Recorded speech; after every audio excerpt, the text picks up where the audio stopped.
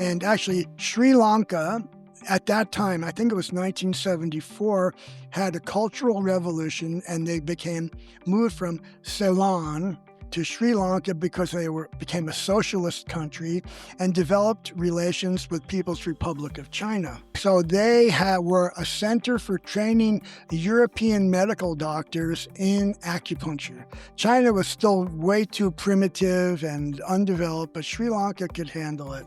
So I got into that program. I'm Michael Max, and this is Geological, the podcast that curates East Asian medicine and methods through the power of conversation. A bit of confusion and disorientation, it isn't failure, it's apprenticeship. Now, there's an archaic word, apprenticeship. I'm not sure it even begins to fit in modern society that relies on search instead of inquiry, that values hacking a solution out of shortcuts instead of seeking to understand how something actually works through the convoluted process of how it doesn't. Apprenticeship requires an attention span of weeks and months. It involves sitting with a lot of not understanding as you observe those who have journeyed far enough into the craft to have acquired reliable mental maps and enough in-the-bones feeling to be able to reliably get results. In a world of standardized testing, grade inflation, and discomfort in telling students they have failed when indeed they have failed, it makes it difficult to allow for the productive ambiguity that calls forth creative innovation and a willingness to fail on the way to a more complete understanding. Apprenticeship isn't even something I feel like I can say much about, because I didn't learn my medicine by sweeping my teacher's floors or watching them for a handful of years before having things explained to me. There is a kind of romantic notion that spending time with a teacher means that some of what they understand will rub off on you. I think it's true too. I've heard it said that we are the sum of the 5 people that we spend the most time with. And that makes sense too. So maybe apprenticeship is a kind of exposure therapy. Rub up against an idea or process enough, and something rubs off onto you. I'm not sure what it means to apprentice in the modern world, where we have more access to artificial intelligence conversations than lunch and tea with a teacher. I don't know what it means when we learn more from computer-generated responses to a search than wandering through the stacks of a library and finding something you weren't looking for that turns out to be relevant in quite unexpected ways. We glorify the ancients of Chinese medicine and their keen sense of observing nature. But how often do you spend time observing nature in problem-solving your clinical challenges? I know that increasingly I'm querying a search bar, not sitting by a stream to better understand the nature of water and earth. I suspect apprenticeship is not dead. It's just that we ask it to be productive on perhaps a little too short of a timeline. And beyond that, it requires the attention of someone well-seasoned to help you whittle away what's not useful from what is. Maybe the trick to apprenticeship is being willing to show up in the midst of undecipherable ambiguity and not be looking for a shortcut. We live in a world of shortcuts and hacks. A well-seasoned practitioner can look like they're taking a shortcut, and often they are, not because they're lazy, but because they know well the terrain they travel. Jeffrey Dann found his way to acupuncture through a long and winding road. It started in Skid Row bars when studying anthropology in Seattle and led him to Hawaii, Japan, Sri Lanka, Hong Kong, Beijing, and Colorado. When you apprentice yourself to inquiry, the world will leave ajar some curious doors for you to open. You could say, what a long, strange trip it's been, and you wouldn't be wrong. Worthwhile, too. You'll hear all about it here on this History Series conversation right after this. We are grateful to the sponsors who support Geological. Here's a preview of solutions that our sponsors have for you. Golden Flower Chinese Herbs has a formula to take the achu out of springtime. Over on the Shop Talk side of the house, we are featuring conversations on reproductive health. Later in the show, you'll hear why Jane is my favorite EMR with their extensive feature list and ability to customize to your unique clinic. And Blue Poppy has a great solution for seasonal allergies that you'll want to know about. Visit the sponsors page on the Geological website to take advantage of all the special offers our terrific sponsors have for the listeners of the podcast. Picture this, a backyard barbecue, spring moving into summer, the kind of day that smells like cut grass, honeysuckle, and someone's dad rocking the barbecue. Kids are running through the sprinklers, old friends are laughing about the past, someone's grandma's at the card table, absolutely dismantling everyone at gin rummy.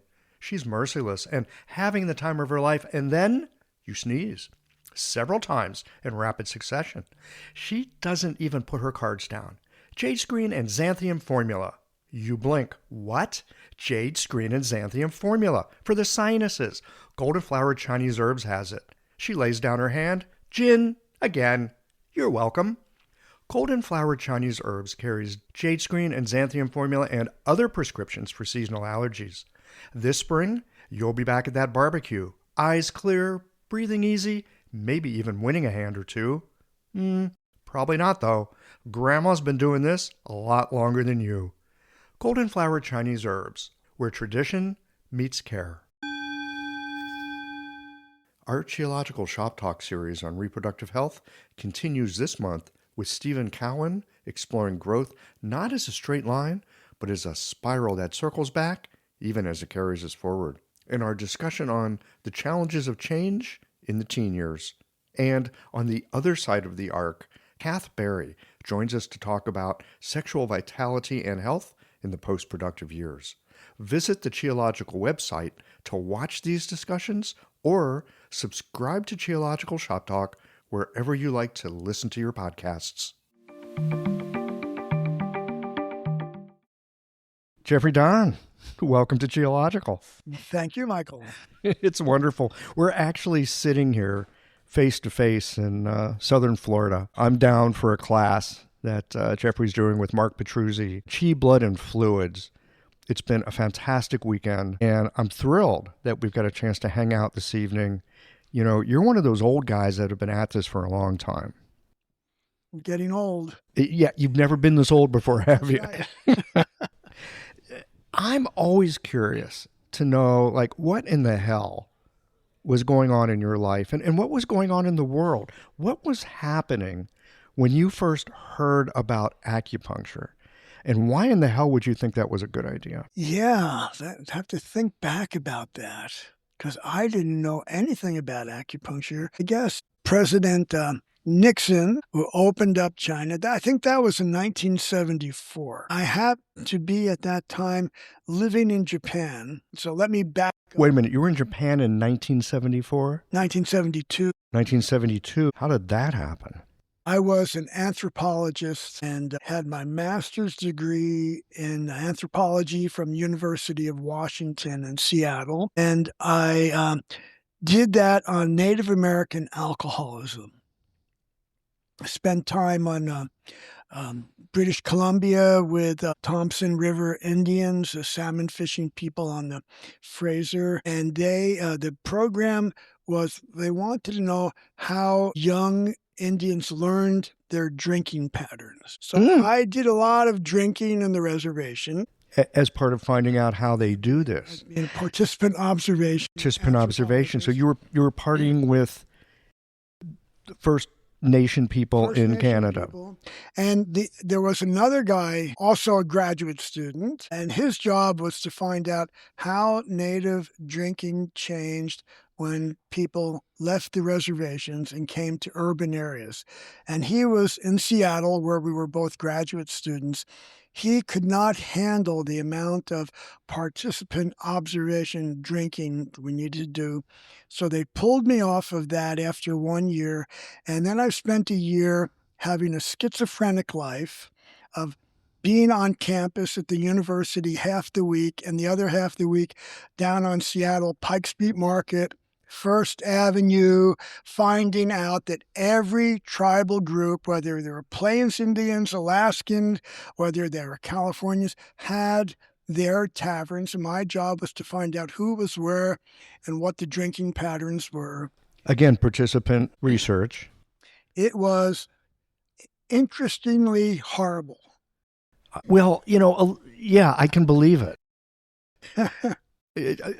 Especially depending on your tolerance for alcohol, but also here you are in the midst of studying other people's suffering. I was basically 23 years old. I thought, this is not the kind of anthropology I wanted to do. This is pathology. And actually, I thought we were studying the wrong population. We should have been finding and interviewing Native Americans who were not alcoholics. There's plenty of reason to be a depressed Native American with what our culture has done to them. Right, but what would it take for somebody not to be that way? That's right. But there's no money for that. No. There's no money for studying what's working well.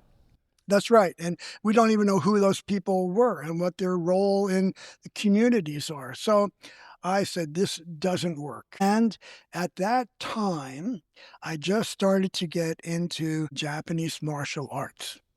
In Seattle? In Seattle. What were you studying? Kendo, the classical Japanese. Yeah, okay. Well, after all that drinking and having to roughneck it, how do you relax? Well, let's go sword fight. Yeah, right. Yeah, it's a funny story because I started Aikido and Kendo at the same time. Aikido was too soft for the stresses that I think our culture and myself personally were going through in the early 70s, the Vietnam War, political protests. I needed to shout, hit, and scream. Yeah. Hard body contact. I get it. That makes sense. So I realized that here was a philosophy of self-cultivation, of mind and body. And I said, I'm going to go to Japan and I want to study that. Study Kendo. I wanted to study, there's a little bit of a backstory to that. I think it was 1972, there was the World Kendo Tournament in Los Angeles, and I represented on the Hawaii team. He was living and teaching at the University of Hawaii. In what year was this? 1972. I thought you were in Seattle. Yes, but then we left. Okay. And you were in Hawaii. I was in Seattle from 1966 to 1968. Okay. And then went to Hawaii. Okay. We had, there were three of us in the anthropology department that dropped out, tuned in, turned on, dropped. And the one anthropologist at the University of Hawaii Hilo campus was taking his very first sabbatical. And we each took one course. So we were doing that. And through that, I got involved with Kendo and got onto the Hawaii Kendo team. I had achieved my first degree black belt after 2 or 3 years there. And so we went to LA and there was this group from Japan, and one teacher just struck me so much about his presence, how he emanated deep peace with power. And so I met him, and turned out he was a body worker of a couple of different Japanese manual medicines. And he came and said, I want to meet your Hawaii group, and came up to the hotel, and he worked on all of us. Oh, wow. And I had never had Japanese body work before. And it blew my mind. Yeah. And he said, I said, I'm coming to Japan. He said, here's my card. Call me when you get to the country. Changed my life. So I'm going to back up one more part about that, because when we were in Hawaii, we had a commune called Fourth World. We were the Fourth World commune. We didn't want to be first world, second world, or third world. We wanted a different world. A lot of social change. You were building a new world. Building a new world. And we had invited a yoga teacher from Seattle to come and stay with us, a senior woman. And I had never done yoga before. And she got in front of our little group in our house and got into a full double lotus. And I said, oh, shit, I could do that. And I just cranked my knee and tore my medial meniscus. I could do that. And shortly after that, I'm on my way to Japan. And with a busted up knee. With a busted up knee. And my sensei says, you got to learn more Japanese. I'd been taking some classes. He says, okay, I'm going down to Kyoto. He was wonderful. He said, here's who you go see. You go see this teacher and that teacher. And at the language school, they could tell I was having trouble with my knee. And they said, go see this guy who works on people, and he's helped so many of our foreign students. And I went, and this teacher, the sensei, said, oh, Hoshi. Yes. Okay. Was a concept. A little bit of foreshadowing here. Yeah. As an anthropologist, I had no idea what that was. There was no good English translation for that word, whether it's the pelvis, the lumbar pelvis, the loins. So, and my knee was bad, and he worked on me and said, yeah, your problem is your koshi, your hamstrings are too tight. Come and see me, twice a week for a while. And he was a member of the Tenrikyo church, and he had a little coterie of foreigners that he was teaching to do this work. And we were all doing it, and his work allowed me to be able to really dive into kendo at the time. So that was my first orientation to Japanese culture, to Japanese body understanding, which was so different than my baseball. Of course, it's totally different. Yeah. And which was just wonderful. And then what happened was another member of our group in Hawaii had gone to Japan too and met with her. A funny story, because we were just friends, but when I didn't know how to explain to the sensei who she was, we weren't a couple or anything. I said, that's my cousin. Oh, perfect. Yes. And then when it turned out she was no longer my cousin. Oh, she wasn't your cousin anymore. He said, I never believed you. Yeah. But when she became pregnant in Japan and developed a very bad dermatological rashes, and we went to an acupuncturist, and in one treatment on the subway ride home, her rashes disappeared. Completely blew my mind. And I said, oh my God. This is your first exposure to acupuncture. Yes. This is fascinating. Yeah, what the hell just happened? I got to figure out what's going on. I said, okay, I'm doing that. The university, I had dropped out after my master's and was teaching in Hawaii. One of the professors. Now, did you finish that master's? I did. You did? I did. And I did finish it. And they wanted, actually, the University of Hawaii wanted to write it up because it was very unique firsthand experiences of Skid Row culture and the relationship of Native Americans that were the only main group where there were women. So you had all kinds of other Skid Row ethnic groups that didn't have women. So the dynamics of what was going on in bars was very interesting, and they wanted to publish it. But I had already moved on from that. I said, I'm not going into this holism of mind, body, health representing Japanese culture.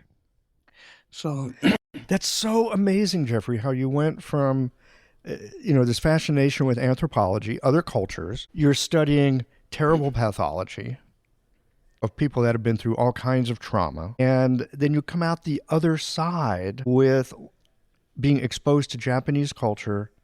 There's something in the way that they're embodied in their body and mind and spirit and movement, and find your way to acupuncture. Yeah.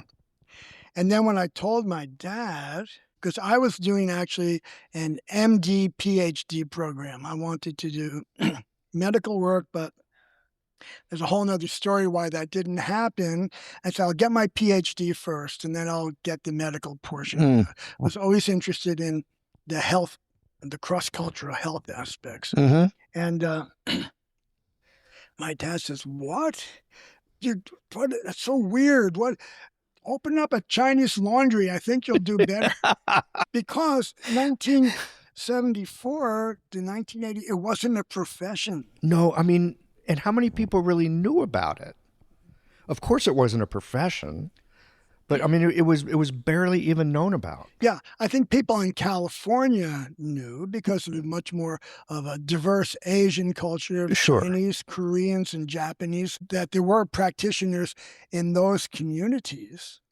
But it was not for the general public. It was pretty ethnically rooted, those communities. Yeah, your dad was rightly concerned. Totally. So you began your study of acupuncture there in Japan after that? What happened? What happened was I started my study with this teacher in his form of Seitai Ho, which is a kind of body work that's very structurally oriented, different than shiatsu. I also studied with another couple of shiatsu practitioners, and that got me interested into acupuncture through the manual training. And then I realized I really should find out what's going on in China. It's the homeland. So, Yeah, I get it. There is that sense, well, it came from China. We should probably go to the source right. for it. So at that time in Sri Lanka. Wait, Sri Lanka is nowhere near China. What are you talking about? But what happened was Sri Lanka, this one professor, Anton Jayasuriya, was a kingpin in Sri Lanka with the United Nations. And actually, Sri Lanka, at that time, I think it was 1974, had a cultural revolution, and they moved from Ceylon to Sri Lanka because they became a socialist country and developed relations with People's Republic of China.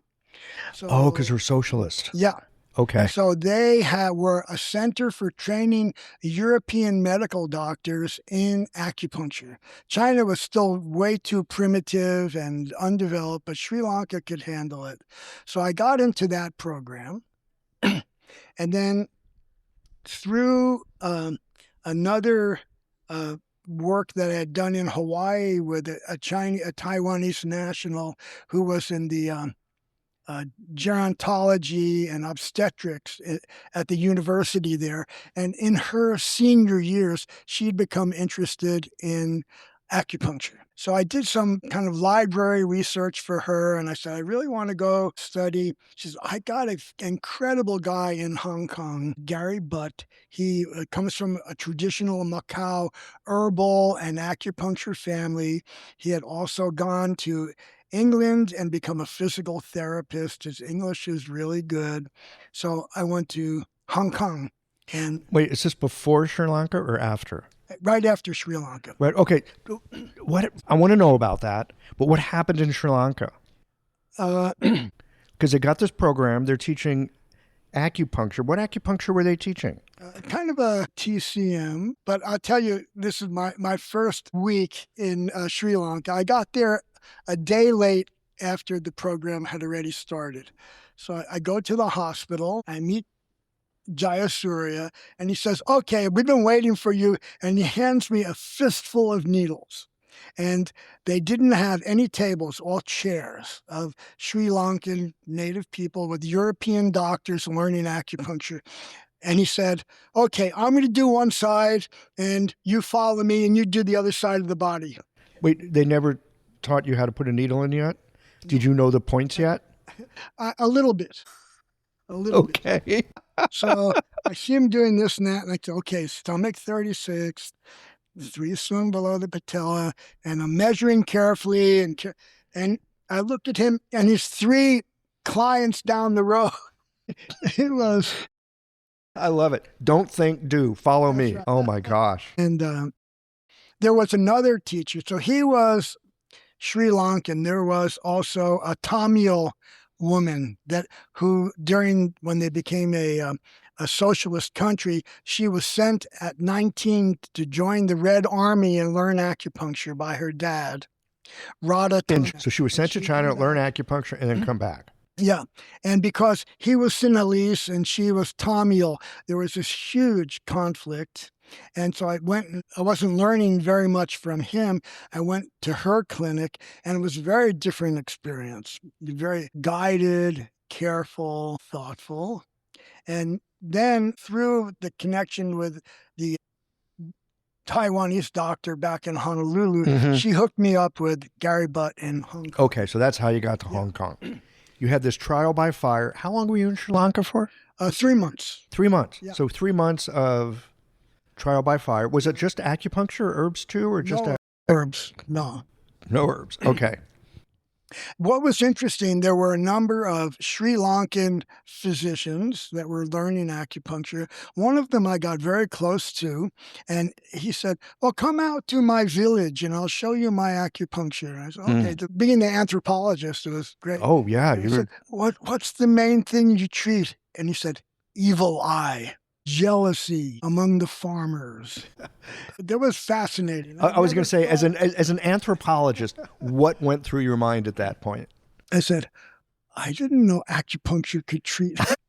So in Hong Kong was a wonderful situation.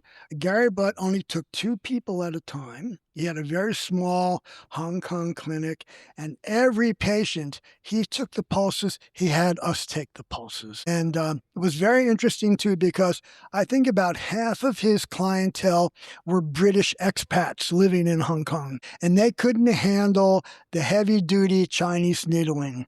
So he actually went to Japan for, I don't know really how long, but studied with Yoshio Manaka to learn Japanese needling. Dr. Monica. Yes. The Dr. Monica. Yes. Man. Do you sometimes feel like you've led a charmed life? It's been incredible. And the funny thing is it was before there were guide tubes very available, and he would get these little aluminum tubes, and with a hacksaw, we'd cut them and make guide tubes for the needles, because in China, it didn't exist. No, of course not. Yeah. And then our teacher, Gary Butt, went to Shanghai or to some conference, and the Beijing Hospital of Traditional Chinese Medicine was opening up their very first program for foreign people to learn acupuncturist. I think Nanking already had one, and there may have been one in Shanghai, but Beijing wanted to get it. They were just opening in Beijing. And what year is this now? Just opening to foreigners? 1982. 1982. Okay. Well. 1981. All right. Close enough. And think about the incredible good luck that you're just talking about. Who was the main teacher for the foreign groups? Wang Zhuyi. This episode is brought to you by Jane, a practice management software and EMR designed to help practitioners run their business without running around. Managing a practice can mean juggling more tools than you ever planned to. One for booking, one for documentation, another for billing. Each solves a small part of the puzzle, but because they don't work together, the manual admin still adds up. Jane helps practitioners connect their core tools all in one place. Payments are taken and recorded directly into Jane. Jane Websites helps new patients find your clinic online, and if something needs attention, Jane's support team is available by phone, email, or chat with an understanding of how your entire system works together. For added peace of mind, Jane includes privacy and security features like two-step verification, role-based access levels, and HIPAA and PPDA compliance, so you can feel confident your practice and patients' data are protected. To learn more about how Jane can support you, your patients, and your business, head to jane.app/demo. And if you're ready to get started, you can use the code CHIOLOGICAL for a 1-month grace period on your new Jane account. Oh my God. Oh my God. You know, Wang Zhuyi was in the very first graduating class of the Beijing Zhongyao Dashui, of the Beijing University there. So he was there teaching. Yeah. In 82, you got to hang out with Wang Jui. Yeah. What was it like hanging out with Wang Jui in 1982? It was a hard time in China. It was just a few years after the Cultural Revolution. Yeah, they were really recovering. And he had to really toe the line. They were really experimenting with pretty radical acupuncture, like through and through techniques, gallbladder 20 through to gallbladder 20. Oh, wow. Yeah.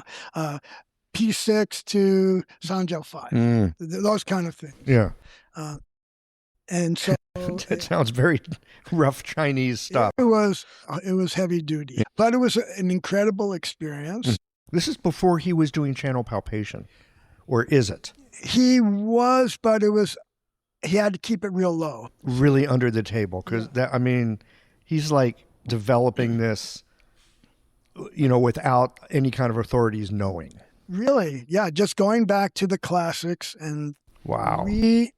pulling it out. Yeah. Phrase by phrase. Yeah. And so later, after I became friends with Jason Robertson, and when spent a really interesting time with Wang Jui and Jason Robertson when Dr. Wang came to Five Branches in California. That would have been in like what, 2007, 8, something like that? Yeah. Yeah. What was it like getting to hang with Dr. Wang Jui again, 20 years later? It was wonderful. He was so gracious and so interested in, he said, if it wasn't for these foreign students like Jason Robertson, and he said, in China, my work never would have gotten known. It's only because the foreigners were really interested in palpation and more careful. Because in fact, my experience in China was herbal medicine was primary, and the acupuncture was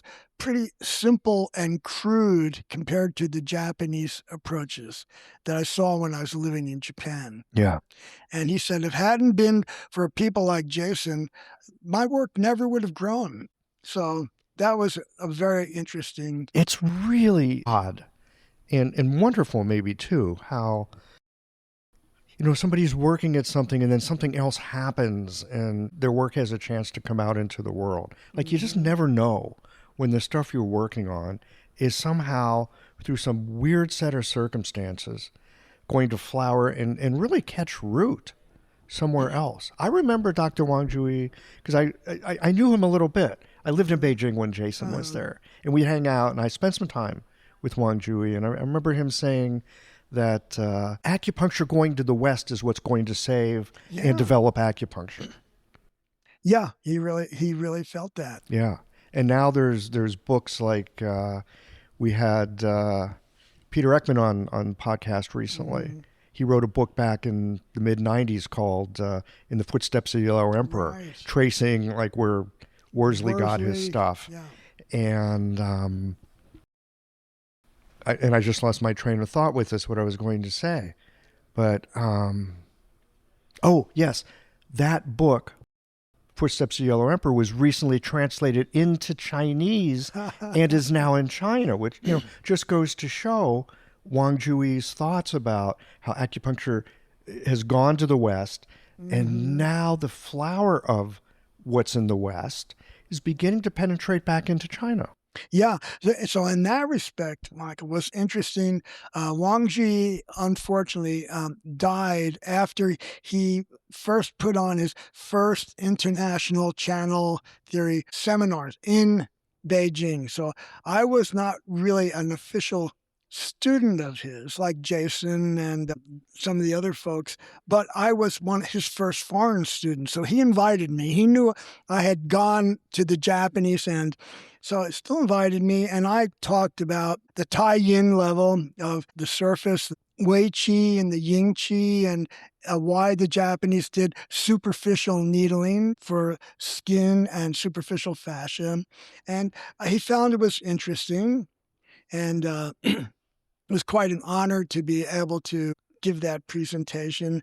And then the Beijing University invited me back to the following year, that's 2015, to present on technique. That's a long way from through and through needling, my friend. Way, truly. So I had been working with, in Japan, Takehiro Funamizu sensei, who had brought back some of the other Japanese, the use of the teishin and superficial, non-penetrating acupuncture.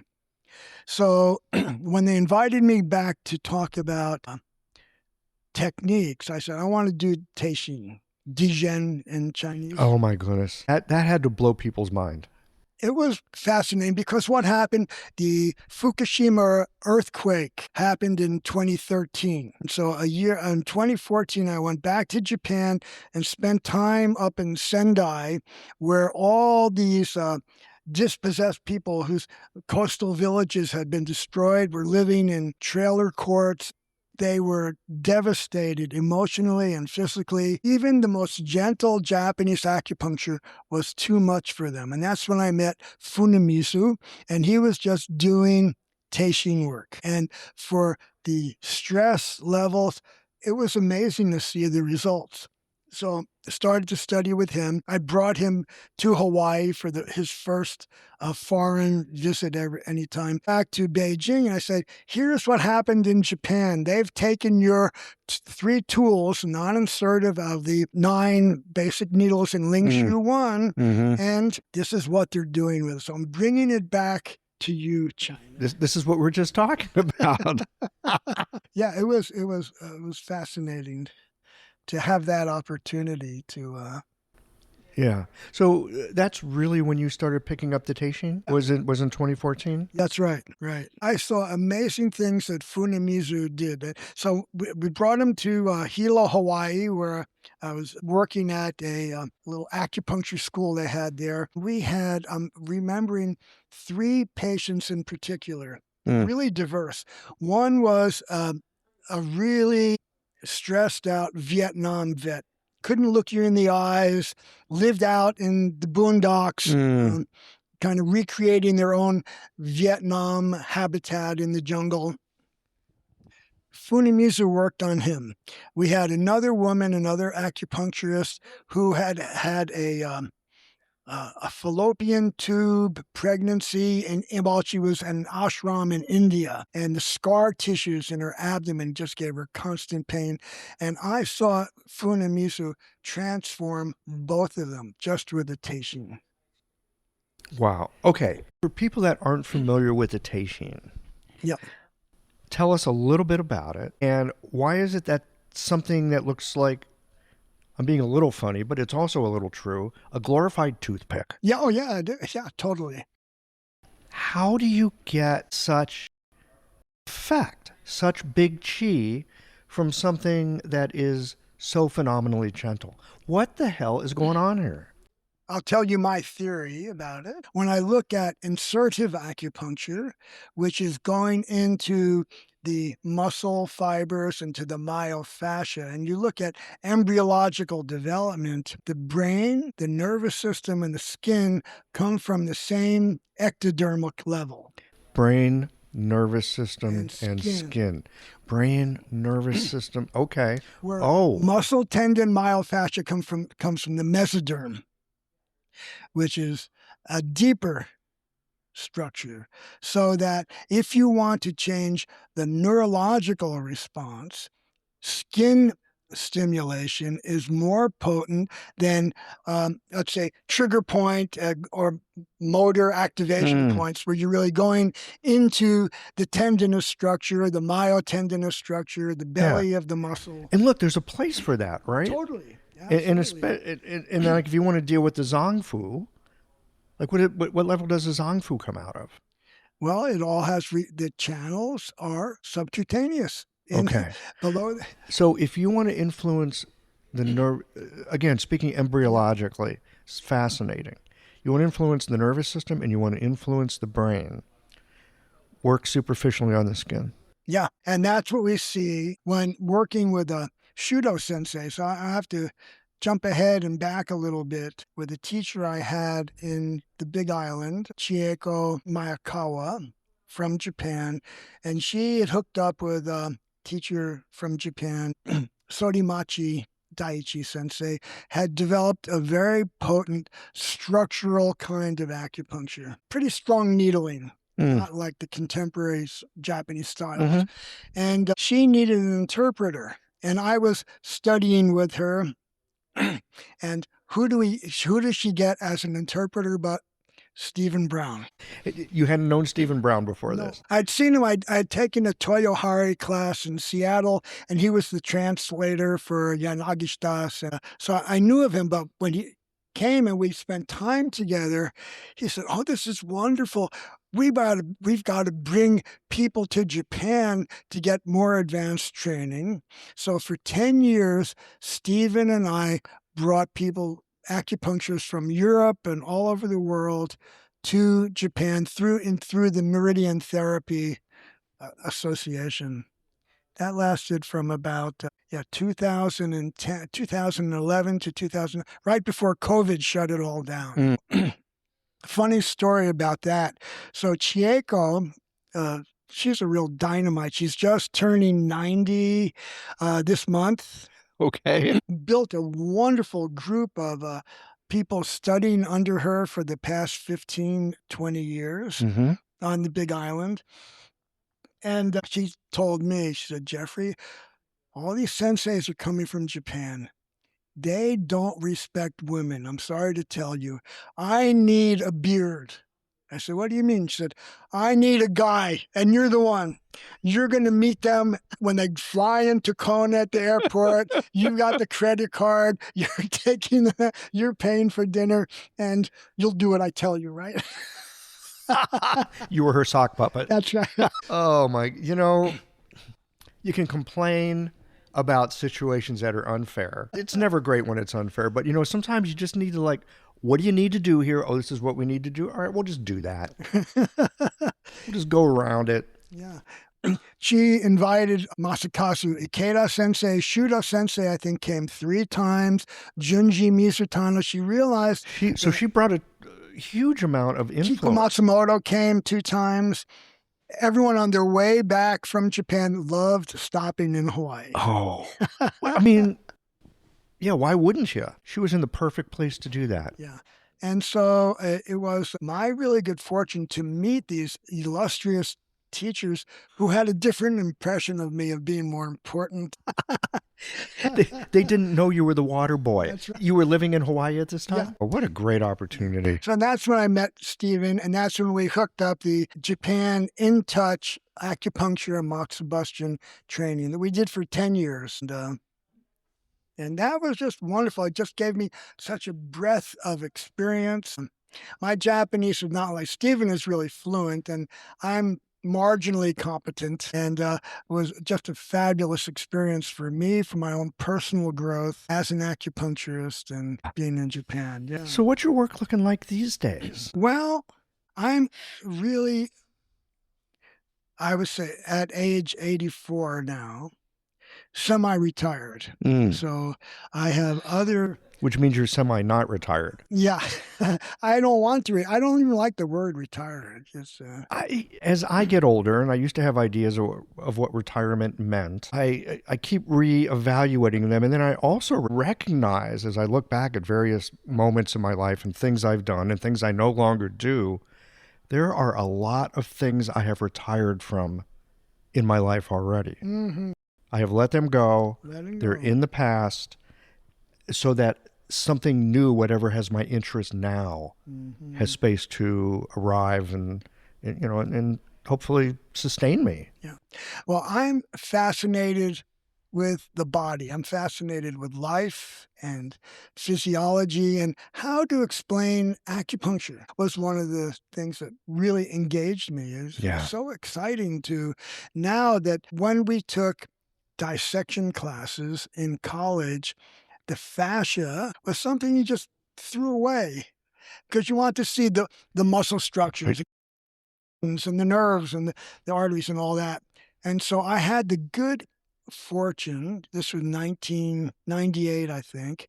I'll back up one more time. So when I was done with my master's degree as an anthropologist, I had really bad headaches and preparing my doctoral work. And I got And your liver was probably a little stressed out after Yeah. all that drinking. Totally. But it's done me pretty well. The liver's good. I had my first Rolfing sessions, and that would have been in 1978. Something like I came back from Japan 1976 to write up my doctorate. And Rolfing was profound for my stiff neck and shoulders, spending too many hours in the library. And then the other thing. And this is after you've been exposed to some koshi balancing. Yes. Now Rolfing comes along. That's right. It rhymes a little with the koshi work that you had. Exactly. Yeah. And so with that, I realized I want to become a Rolfer. Ida Rolf died in 1978. So I said, okay, that's out. You wanted to study with her? I want only with her, yes. Only with her. Yeah. Okay. I was so impressed with the Feldenkrais movement work for me. So I'm going to study with Moshe Feldenkrais. Yeah. He was only teaching in Israel in Hebrew. So that was out. Moshe was a pretty interesting cat from what I understand. He evidently walked from, it was somewhere in Russia to Israel. Yeah. With a bum knee. And he was the first to bring judo to France. He was a judoka, and that's how his knee got. Where did he learn judo? In Russia? France. In France. But I mean, the story that I heard is he got out of Russia. Yeah. And he walked. I mean, there was no way to get there. I didn't know that. He evidently walked to Israel. Wow. Yeah. So when he had that bad knee, and he went to all the other physical therapy and physiatrist doctors in Europe that couldn't help him, he started reading about anatomy and movement in Russian, in French, in Hebrew, and German, and put together how he understood the neurological basis of efficient movement. So you were exposed to that work as well. Yeah. And those have been the three things that have. This is part of the DNA of what you're doing today. Yeah. That's true. Yeah. And so he was out, Moshe was out, Ida was dead, and the Dr. Julia Tsue in Honolulu says, I got this guy in Hong Kong you got to go study with. That's how I wound up going to Sri Lanka and then to Hong Kong. Okay. Yeah. Wow. You've been kind of lucky. I feel that way, truly. So where else did I want to say about that? You were really into the Rolfing. That Rolfing body work did something for you. It changed you somehow. And as I started to deepen into my understanding of acupuncture anatomy and physiology, and I still am fascinated with the gallbladder channel and the Xiao-Yang intermediate between the surface and the depth, and what that represents by the fascia and the yin qi and wei qi, that my mind kept wrapping around those ideas and in terms of manual. So do you see the fascia as this in-between Xiao-Yang kind of expression in the body? Absolutely. Okay. So let me ask you about this. One of the concepts that we have, this idea of ministerial fire, which we actually had a show on it recently. I'm still trying to understand it. I feel like I begin to understand ministerial fire and then I don't. Mm-hmm. And it's like, maybe it's this, and I hear people talk about it. What I get about ministerial fire, what little I think I understand, it's really important. It is associated with the Xiao-Yang. It moves through the triple burner. It's associated with the gallbladder. Fluids move through it. Your Qi moves through it. So I want to hear more about this middle level from you. I don't think you'll hear much from me, because I have to say that most of my work in the past 20 years has been with the Japanese. Japanese practitioners, like Shudo Sensei, Ikeda Sensei, are not very theoretical in the way that the Chinese are. One of the analogies I liked is that Japanese love elegant simplicity. The Chinese love elegant complexity. There's That several sounds examples right. to me culturally that show that. Yeah, that sounds right. If you go to a Chinese martial arts movie, it's endless blocks and parries, punch, kick, block, doesn't end. You go to a Japanese samurai movie, one cut, it's over. Done. Same thing with food. What Japanese sushi, piece of rice on with raw fish on top of it. Chinese dinner, what's the season? What's your constitution? How you blend the complexity. Yeah, I get it. Okay. So you're coming at this Shaoyang level from a Japanese perspective. Right.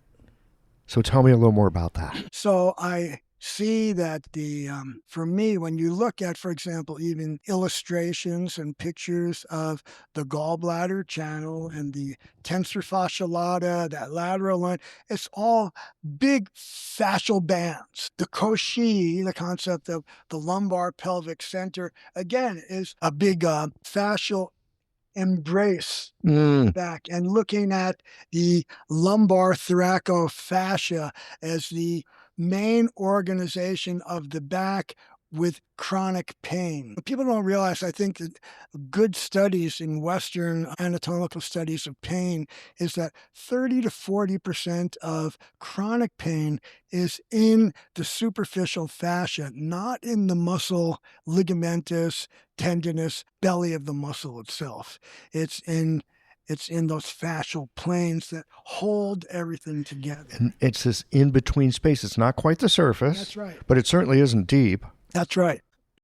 I would suspect that middle fascia probably responds pretty well to surface treatment. Yeah. And I look at the Shudo sensei, who was one of my guiding teachers over a number of years, and you look at his first book, translated by Stephen Brown, and he's doing lumbar gluteal needling, 30 millimeters, some even 40 millimeters. And the last time I saw Shudo sensei, who just died, is a great loss to the acupuncture world at 90, I believe. He was using a gold teishin. So going from a 40 millimeter insertion to a gold teishin. And he would say the nature of medicine has to adapt to the culture of the times. He said, when I was in Beijing studying with Wang Jiyi, 1982.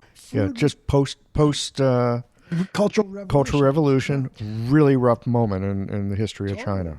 And trucks would come in from the countryside with a mountain of cabbages. And that's what there was no nightclubs. If you wanted beer, you had to empty your own glass and go down to a place and made a little bit of beer. It was an impoverished era. People went to sleep early. There was no television. There was no internet. And then when I went back to China in 2015, oh my God, there was everything there. People staying up all night on the internet, nightclubs. Fantastic mass transit. Everything. High-speed trains everywhere. That's right. In 1982, if you were wealthy in Beijing, you had a bicycle. When we left, the number of people that wanted our bicycle, it was such a huge gift to give to someone. Thinking of what Shudo Sensei was saying is that our lifestyle has changed, and it has to be the medicine has to adapt to the culture, so that now people are in cars, they're in desk jobs, they're not laborers, they're not factory workers in the same way. Everything's been mechanized. Fast food, insomnia, the nervous system. Overeating. How about that? Too many rich foods. Absolutely. So he said it's more a problem of Shen and the nervous system. And I think that's why he switched from deeper needling to more skin stimulation. Of that skin, nerve, brain linkage. Are you sneezing? Is your nose running? Are you feeling stuffed up? Spring is here, and for many of us, so are seasonal allergies. This is the time of year when patients need support they can count on. At Blue Poppy, they're here to help you stay one step ahead. Introducing Allergies, a trusted formula designed to address sneezing and the runny, stuffy nose of spring allergies. Based on the classic Biqiu Tang and refined for modern clinical use, Allerease is crafted to deliver consistent, reliable results, so your patients can breathe easier and you can treat with confidence. Because when your formulas are dependable, your focus stays where it belongs, on your patients. Make this spring a healthier one for you and for them. Stock up on Allerease today. Blue Poppy, trusted by practitioners since 1982. Well, I look at our particular culture and at this moment in time as well, maybe most first world places, and the travails and troubles we have. Well, I mean, there are for sure, physical musculoskeletal issues and things of that nature. Many of the issues are issues of Shen. Often I just think about the use of screens and this and that, what's happened to our attention spans, what's happened to our neurology in a sense, what's happened to our sensorium in terms of stimulation. It's very different than, even 20 years ago. Yeah. And in that sense, Shudo Sensei to me was very prescient. He was able to change. So when I went back to Beijing in 2016, it was interesting because the old guard teachers still were doing really heavy duty Da Chi stimulation, and the graduate students didn't grow up under that period of deprivation after the Cultural Revolution. They grew up in a modernized urban world. They couldn't handle that kind of needling. And one of the demonstrations, doing scalp acupuncture, the student fainted in front of the whole auditorium. Wow. So brutal. Yeah. And they would come up to me after, said, because I was invited for 3 days at Beijing University. And the first day I gave a very long, a 3-hour PowerPoint, and actually showing some of the things coming back to China, like Volker Scheid's work, Wang Juyi's work. This is coming to the foreigners, and they're bringing it back. It's coming back, yeah. Right. Just like Wang Juyi said. Yeah. It's so fascinating to me how, the stuff came out of China. It went to Japan, it went to Korea, it went to Vietnam. It went to the, nearby countries. And then, due to global trade, colonization, blah, blah, blah, whatever you want to call it, it spreads throughout the rest of the world. And in these influences, they come and they go, and one place influences another, and then, in another generation or two, it circles back. It's just, to me, it's fascinating. And again, here in the States, it's been rooted here long enough that we have, I'm going to call it American styles, or Western styles. It's got its own flavor. Yes, yeah. And like the work that you do, especially the stuff you're doing now with this Qi blood and fluids material, what you've been presenting over the weekend, I've got the good fortune to be here studying. It's the traditional Japanese with the teishin. It's looking at it through the lens that you were talking about, where you've got the brain and the skin and the nervous system connected.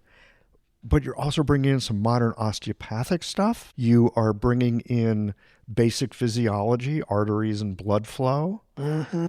Looking at this incredible thing called the fascia, and how we think about it traditionally as the triple burner, or Western point of view, interstitium, whatever, or the thing you love, the gallbladder.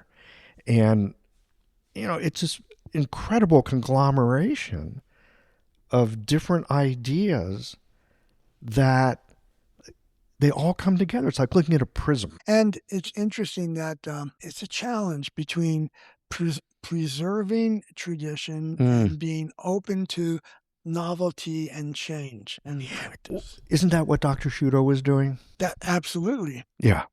Yeah. Yeah. And to some extent, the Japanese did that originally when Commander Perry busted open Japan with cannons and showed the Japanese those swords don't mean crap. And they realized, we've got to modernize. At that time, Germany was the model. And in terms of the interest, the sad thing and the benefit simultaneously is that they realized Germany was just in those 1880s to 1890s extracting the active chemical ingredients of classical herbs, the pharmacology. I had no idea. Really? Yeah. And so Japan said, if you want to learn pharmacology on herbs, you got to study German medicine. And you can only do that if you're a pharmacist or you're a medical doctor. So it got ripped away from the Japanese, where in China, the herbal medicine stayed primary. But in Japan, they were going with the more refined herbal substances, and you had to be Western to get access That's to right. it. And so it's a huge loss in a way for Japanese traditional medicine, Mm-hmm. but it made them in the next 70 years really find what acupuncture can do. Whereas I think Chinese acupuncture stayed rather simplistic. Because they didn't have the herbs, what they could use from the traditional methods, so to speak, it was the acupuncture, and that's where they put their attention. Right. So in Japan, what happened there, I think, is that there already was a culture of body work that was more developed than in China. There are different theories about that. One that I had was Japanese bathing culture, the hot springs, onsen culture, where you have yukata, easy to get at the abdomen. Abdominal massage became really important in Japan in a way that it didn't in the same way in China or Korea or the other Asian countries. And in doing that, the Japanese made their acupuncture have a much more manual quality than rather chart oriented. The point is through and below, the whatever it is. So that fusion of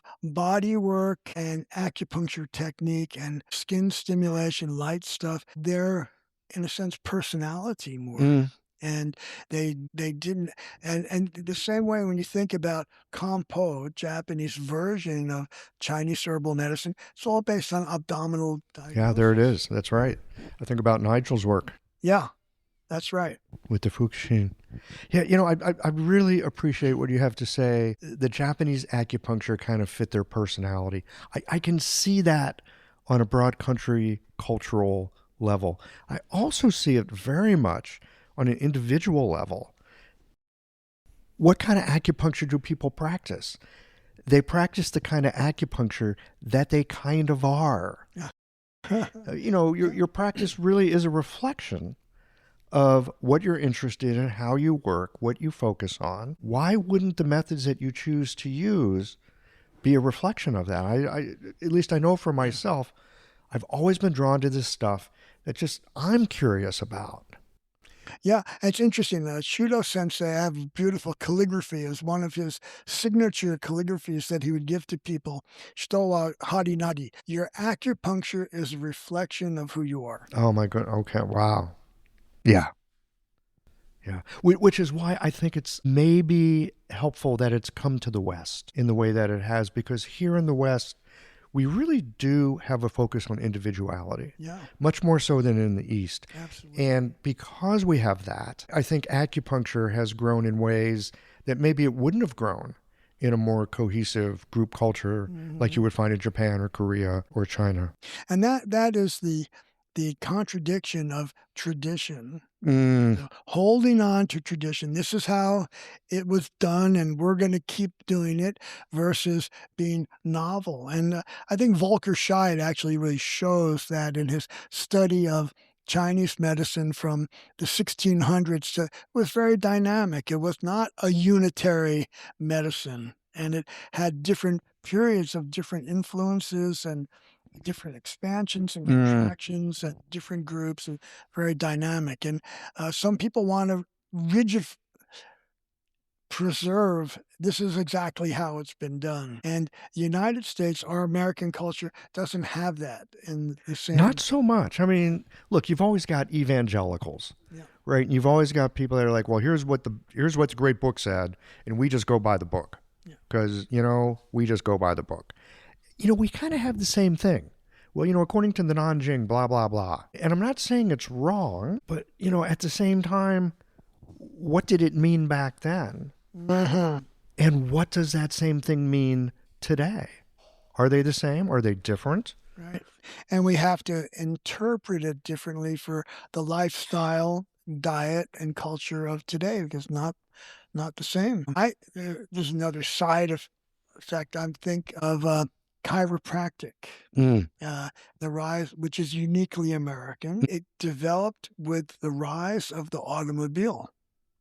When people riding on horses and buggies, their spinal alignment had to be much more organized. But once we started riding in cars, the spine is not supported from a central line. You're leaning back against your chairs, and more rural back problems started to happen with the rise of chiropractic in the 1920s and 30s when it became. So the way that we carry our own body changed with going from riding horses to riding in cars, is what you're saying.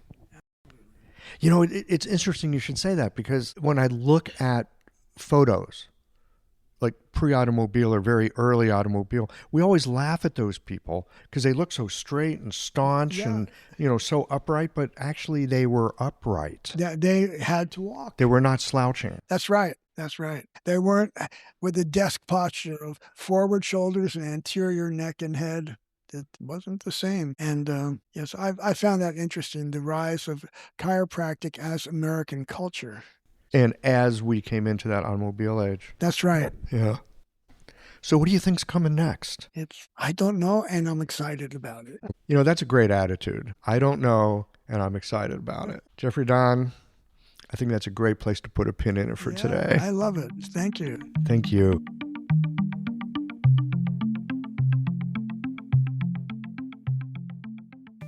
Jeffrey's story, it's pretty gritty.